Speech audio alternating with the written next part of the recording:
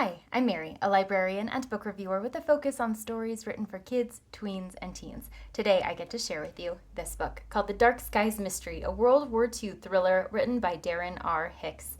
Henry Hamilton is 12 years old. It's 1942 in Asheville, North Carolina, and while all of Henry's classmates dream of becoming soldiers and fighting for their country in World War II, Henry dreams of nothing more than being a famous reporter. So to that end, he works for his school newspaper and he keeps his ear to the ground for anything unusual that might be happening in his community. His father happens to work at the famous Biltmore Estate, where something always interesting seems to be happening. But when Henry stumbles upon a secret that he's not supposed to know, everything becomes a little bit more dangerous and a little bit more sinister. But as the true reporter he is, he puts his ear to the ground, and his tenacious nature leads him to lots of clues that make him a target for some nefarious characters.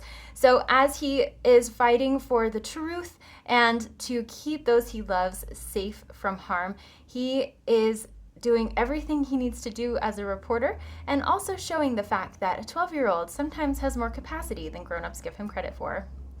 This engaging middle grade novel is exactly what it says. It's a World War II thriller focused around a 12-year-old. And often grown-ups don't give 12-year-olds the credit that they deserve for the things that they're able to do.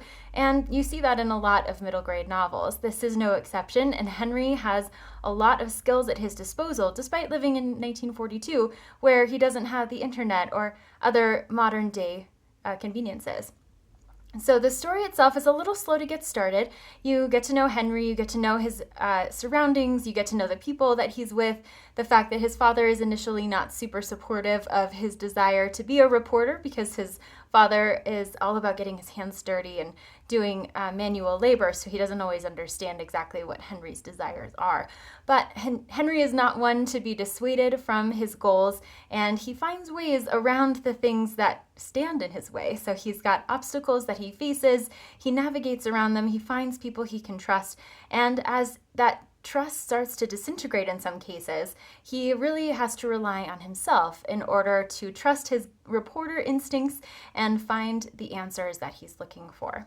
So as a middle grade novel, this has relatively short chapters most of the way, no illustrations, but because it is mostly action forward, the story moves really quickly. So you've got some white space in here. The shorter chapters in action help the story to progress. And even though it does take place in 1942, there's a lot of things that are relevant to a modern audience. So for those readers who are interested in reporting, in thrillers, in mysteries, in World War II history, historical fiction, there's a lot to be gained from this story. And especially as the momentum of the narrative picks up, readers won't be able to put it down.